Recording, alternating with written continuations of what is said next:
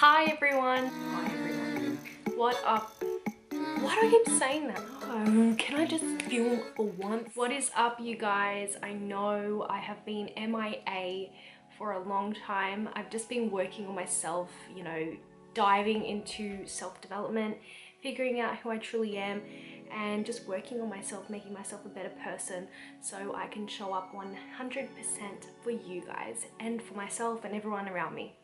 So if you're new here and this is the first video you've seen of me, my name is Nita. Nice to meet you, virtually meet you. I'm 24 this year, I'm a Scorpio, and I'm here to share experiences and advice and tips and just talk about life and how we can decide our future. So I wanted to come here today to talk to you guys about something that is quite deep. I'll tell you why I'm filming this today. So I saw a memory come up on my Facebook a couple of weeks ago from last year. I had wrote a status on Facebook asking if anyone wanted to see my story on bulimia, and a lot of people said yes. But excuse me, but I never really got around to doing it, and that comes from a lot of doubt. I didn't want to offend anyone or come across as a little harsh. I know it's a really sensitive topic and it's a very serious condition that a lot of people experience, me being one of them. So I wanted to come on here and just talk about my experience and my story, and hopefully help at least one of you guys and give you my experience on how I have overcome that. So basically the story starts off in 2012. I was in year 11 and I was just kicked out of school. Yep, okay, it's come back to me now. I don't have any notes, so this is just gonna come from my memory, so bear with me. So yeah, I just got kicked out of high school. I got sent to behaviour school, and I had freshly met this boy, let's call him Blowfish. And I was at a very dark time in my life. My parents had just got divorced, which was actually really good for me. That's another whole story. It was a relief that I had finally escaped the abuse that was happening at home, but at the same time I did feel a lot of emotions that pretty much everyone feels when their family gets torn apart. I was very rebellious, and I found this person who decided to come into my life that I decided to base all of my self-worth and all of my insecurity on, and I valued his opinion of me a lot. Like I said, I just lost my dad, so a lot of my need of affection and need of approval got shifted into Blowfish. So I was, yeah, you can just imagine what kind of mindset I was at when I met Blowfish. So moving forward, we started dating, and previous to all these years, previous to when I met Blowfish, I'd always had a very short fuse, resulting in the abuse that I experienced growing up, and I'd always resort to violence. That was just something that I grew up around, and that was just my go-to defense mechanism, was to be violent. So I had a very short fuse. So anyway, that just giving you a little bit of context there. So when I was with Blowfish, he was also very abusive. At the point when I met him and we started dating, I'll be really honest, I did not want to live. I was extremely depressed, and I was smoking weed, and I wasn't happy.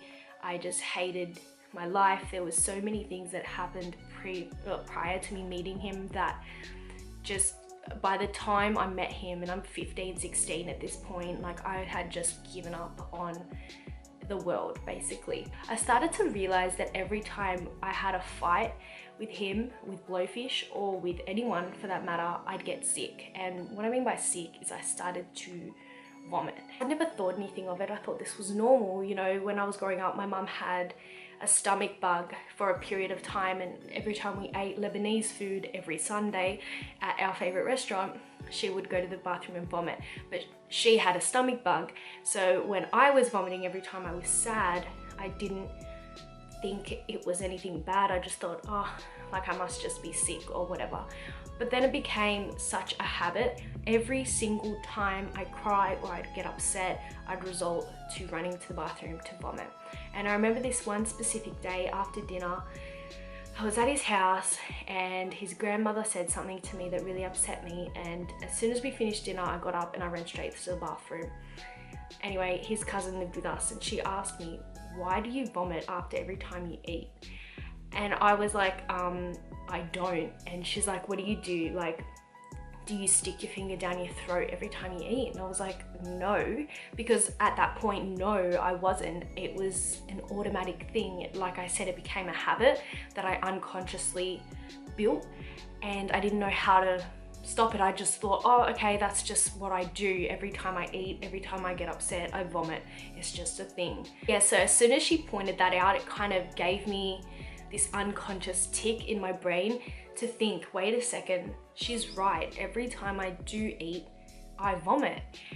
And I started looking up on the internet, like, why do I vomit after I eat? Why do I vomit when I'm sick? And I saw that a lot of cases came up as bulimia.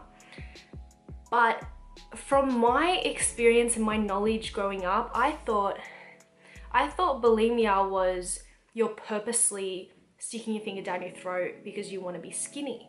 And I mean, that was just my stereotypical knowledge of it, my thought about that whole bulimia thing, only because I was young and I didn't really know. And back in the days when I was growing up, this stuff it was still a little taboo to talk about it, so I wasn't educated on it whatsoever. I just wanted to put that out there. I'm not a stereotypical person by any means. It was just, I was very young and I just had no idea. So as it was happening to me, I was like, oh, I'm not bulimic. Like, I don't stick my fingers down my throat. But now looking back at it, it was an unconscious, hang on. Yeah! I'm filming! Where? Okay, when are you coming home? Alright, bye. Where was I up to? It was an unconscious habit that I had built. I wasn't purposely putting my fingers down my throat or saying, oh, I'm upset, I'm gonna vomit, or I just ate, now I have to vomit. And growing up, like I said, that was what I thought bulimia was. I thought it was a conscious decision. And I mean, now looking back at it, I realize it truly isn't. It's actually an unconscious thing in some cases. I mean, in my case, it was so unconscious. I had no clue what I was doing. But like I said, I was extremely depressed. I wasn't eating, I wasn't happy. I was always, I'm getting goosebumps, like literally. But anyway, we broke up and I was still smoking and I was, you know, still not eating. It got even worse, to the point where out of nowhere, I was literally 40 kilos. Just imagine being 17, nearly 18 years old and 40 kilos. I can't even remember ever being 40 kilos. I know growing up through high school, my healthy weight, you know, my standard weight was 54 kilos, and that's what my body was happy at for the majority of my life. And then bang, I'm 40 kilos at 17, 18 years old. And I was like, oh wow, like my legs won't touch. I'll insert some photos here. If you follow me on Instagram, you've probably already seen the photos of me back then. I'm 40 kilos now. I cannot stand the smell of anything. It got to a point where I couldn't even smell food. I couldn't smell food, I couldn't smell petrol. Every time I walked down to the car garage, I'd vomit. And right now, thinking about it, it's making my stomach really effing sore. I actually realize now there's a problem. I can't do anything without vomiting or going number 2. So I went to the doctors and I found out that I actually have Crohn's disease, and this was a huge shock to me. I had no idea. Like, I'm 17 years old. I've got no effing clue what Crohn's is, or I just know I don't eat. I'm always in the toilet and I'm always vomiting. So still to this day, doctors have no idea how I developed it. But when I look back at my past and the years leading up to the actual diagnosis, it makes sense. I would vomit after everything, and I'm telling you, vomiting stomach lining, vomiting white froth, vomiting this liquid that tasted like actual poison. Like, I know that was doing extreme damage to my insides and my gut lining. So I mean, I really honestly believe that had a factor. Also, when I was dating Blowfish, I would be at his house for weeks on end, not going to the bathroom because I wasn't allowed to be there, and I was too scared to leave the bedroom because I was scared I was going to get caught. Now, saying that is so embarrassing. I'm so sorry if you guys have ever experienced it or are experiencing something similar to that, because it is so fucking heartbreaking. Just saying that out loud again, I'm getting goosebumps. It was so traumatic. Like, imagine not being able to go to the bathroom for days, literally for days. Fast forwarding now to 2019, I'm 23, turning 24 this year. I have gained the weight back. I'm no longer 40 kilos.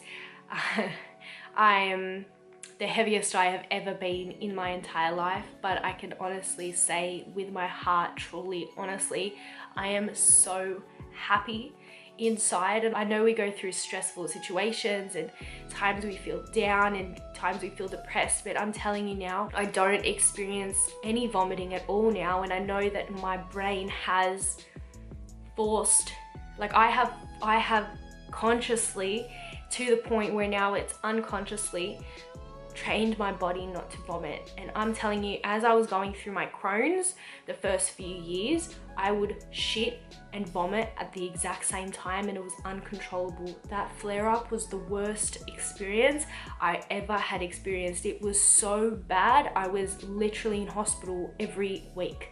Now, you know, taking care of my body, going to the gym, making sure I'm eating clean foods. Obviously, I still do treat myself here and there, but I've never, like, I'm so much healthier now. And I know all the times that I feel the urge to vomit, like, for example, if I can't get to a toilet in time when my stomach is hurting, I will initially, my first thought is I need to vomit, and that's what used to happen. But now I've trained my body to say, no, I'm not going to vomit. I'm not on any medication whatsoever. Haven't been in like 2 years. I'm not into it.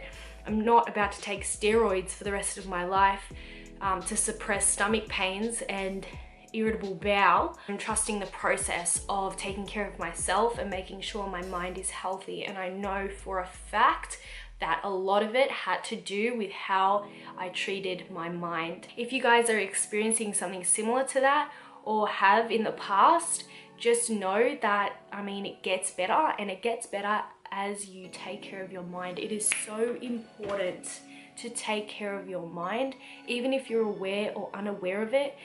A lot of these things that happen to us are caused by how we feel deep down inside. And like I said at the beginning of the video, I don't want to come off across harsh or not understanding. I still have symptoms of my Crohn's, but it is nowhere near as bad as it used to be. I don't consider myself bulimic at all whatsoever now. Like I said, I've trained my body not to vomit, and I've trained my brain not to react that way at all. So I hope this has given you guys a little bit of insight and clarity. I know it does get better, just remember that, and remember that a lot of our experiences do result to how we're feeling inside, and a lot of the way our body reacts is how we're feeling. Our stomach is everything. Our serotonin is produced in our stomach. Everything is our stomach. So if your stomach is happy, the rest of your body will be happy. Just remember that. Look into that. If you guys are having any digestive issues, ask yourself, am I truly happy? Because that is, I'm telling you, if you're not happy up here, your stomach is not going to follow. If you guys are interested in this kind of content, I have a lot of videos planned out for the future in regards to just self-development, keeping your mind healthy, keeping your body healthy, your spirituality and your inner self, how to create a beautiful life for yourself, even if you've hit rock bottom like I have. Yeah, now after I've taken my break and started to work a lot on myself, I have realized the importance of just being truly you. You know what? I just said to myself one day, fuck it. I'm trusting myself. I'm trusting the universe. I'm going to continue healing. When I am 1,000,000% ready, I will get my camera out and I'll start filming again. I hope that I'm transparent to you guys and you guys can relate to me, because at the end of the day, that's what I truly want. I don't really? I hope you guys enjoyed this video. I hope it was insightful, inspiring, and gave you guys a little bit of clarity. Like I said, I hope I really did not offend anybody. That was so not my intention. I just really wanted to share my experience. So if you guys kind of like this content, I really hope you guys will subscribe and hit that little notification bell so you are aware every time I post. Like I said earlier, I have taken quite a little bit of a break just to get myself back in a healthier mindset. The videos that I was doing previously, I just feel like they weren't really resonating with my end goal with YouTube and with my career moving forward. So if this is your cup of tea or cup of coffee, like I would say, then be sure to subscribe. Follow me on Instagram too, because I am very active on there. So I hope you guys have a beautiful night. I will talk to you next time. Bye!